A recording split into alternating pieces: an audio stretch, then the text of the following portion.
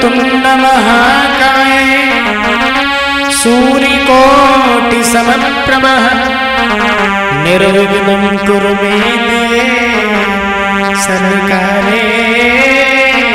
सर्वदा। कर्पूरी गौरं करुणावतारं संसारी सारं भुजगेन्द्रहारं सदा वसन्तं हृदयारविन्दे भवं भवानी सहितं नमामि।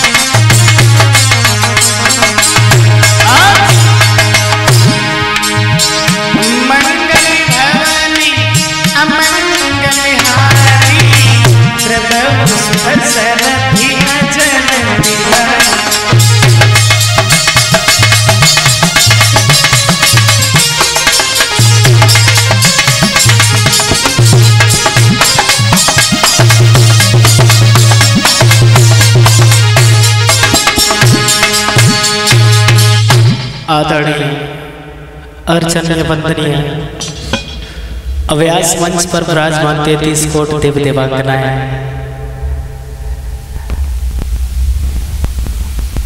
सीता सावित्री मां अनुसुई जैसे घूम पलने वाले हमारी मातृशक्ति हृदय कमल में बसे रहते हैं भगवान के चरण कमल पूज्य संतजन, पिता तुल्य बुजुर्ग अल्लाह कुछ जैसे नन्हे मुन्ने कर हरे प्यार करने के योग्य बच्चे, इस श्रीमद् भागवत का आयोजन चल रहा है जिसका आज तीसरा दिन है। आप सब लोग भगवान की पावनमयी कथा को श्रवण कर रहे हैं। देखिए कहाँ है ये भगवान की पावनमयी कथा बड़े भाग्य से प्राप्त होती है। यहां तक बताया गोस्वामी तुलसीदास जी ने एक चौपाई के अंदर बताया, क्या बताया?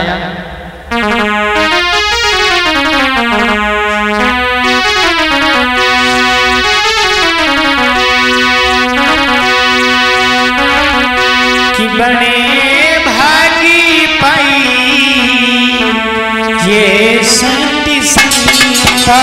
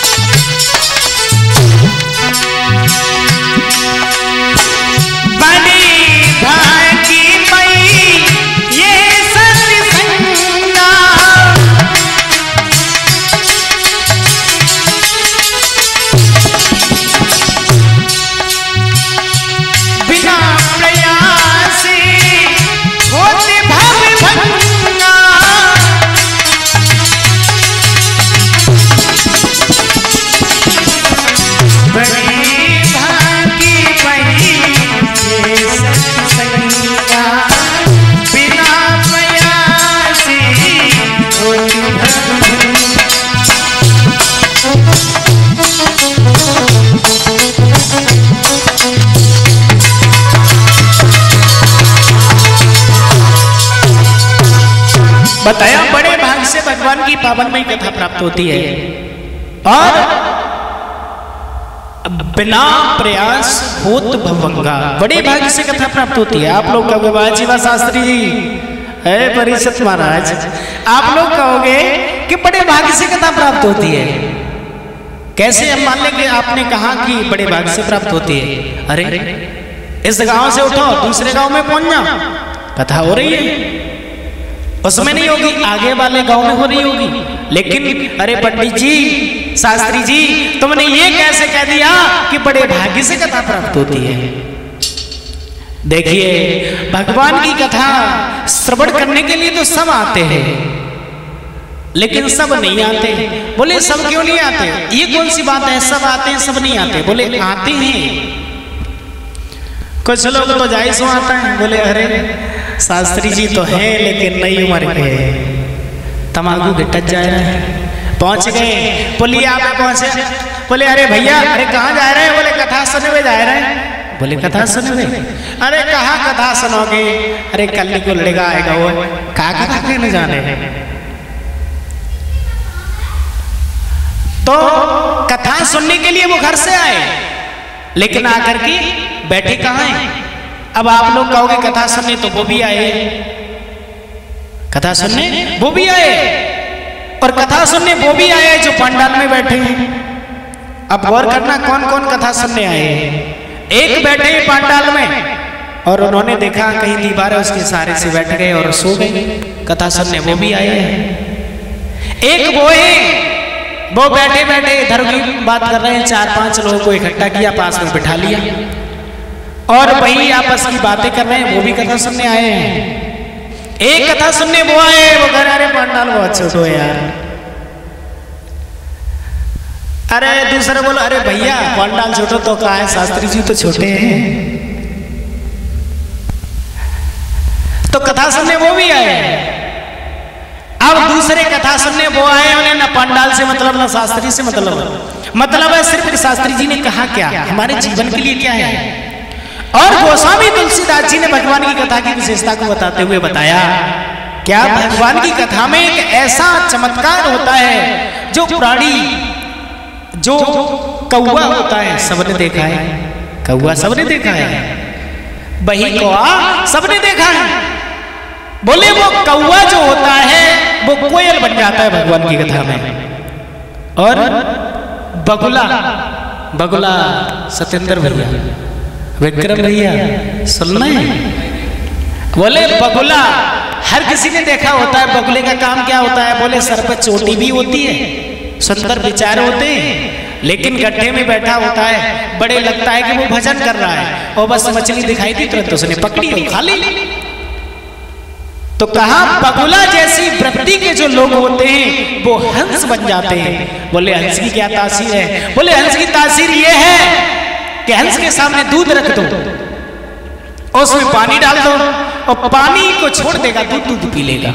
उसकी जीभ के अंदर वो छलनी होती है कि वो पानी को छोड़ देता है, दूध को पी लेता है। तो भगवान की कथा में आकर के बगुले हंस बन जाते हैं और कौवा कोयल बन जाते हैं। बोले काय को पागल बना रहे हैं शास्त्री जी, हमारे इतने कौवा कथा सुन रहे, कोई कोयल तो बनो ना, सब सज्जा को आए और हमारे द्वारा पे काँव काँव करते हैं, ये कोई तो कोयल नहीं बनो। बोले नहीं, बात ये नहीं है, गोस्वामी तुलसीदास जी ने चौपाई में समझाया।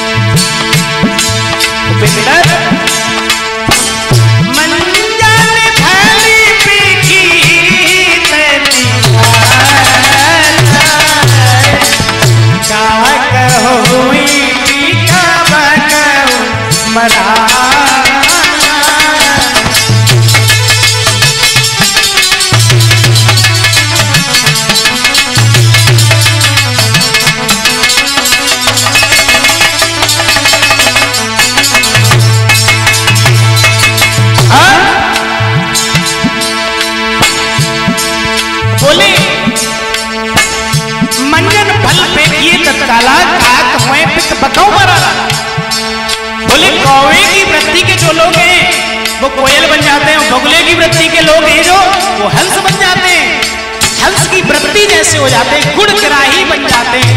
उन्हें अब गुणों से कोई मतलब नहीं होता। और बोले राम कथा बहुत सुंदर है और इसका अधिकारी कौन कौन है?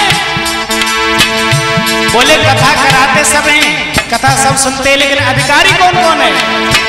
राम कथा कीजिए अधिकारी, जिन सती संगति अति प्यारी।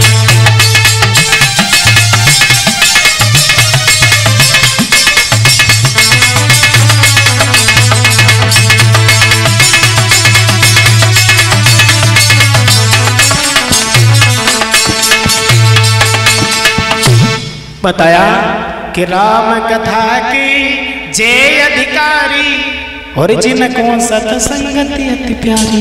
बोले जिनको संत की संगत भगवान की कथा प्रिय होती है वही अधिकारी होते हैं। और जो कथा के नाम से आते हैं वे तो उस पर बैठ के पुलिया पे अपनी तम्बाकू रगड़ते हैं और खाते हैं और अपने घर जाते हैं। तो कथा का महत्व हर कोई नहीं जानता, इसीलिए बताया कि बड़े भाग्य से कथा श्रवण करनी चाहिए। परीक्षित महाराज कहाँ ध्यान है, थोड़ा कथा की तरफ ध्यान रखना। तो कहने का तात्पर्य यह है, आज श्री सुखदेव जी ने आज तीसरे दिन में महाराज परीक्षित को प्रवेश कराया और कहा, हे महाराज परीक्षित, चित्त वृत्ति निरोधाय योग। बोले चित्त की वृत्तियों को रोक करके भगवान के चरणों में लगाना ही योग है। कोई लंबी चौड़ी परिभाषा नहीं है योग की। योग मतलब होता है जोड़ना, एक में एक जोड़ दो, कितने हो गए? दो। बोले अपने मन को परमात्मा के चरणों में लगा दो, इसी को भी योग कहते हैं। योग का मतलब जोड़, मन को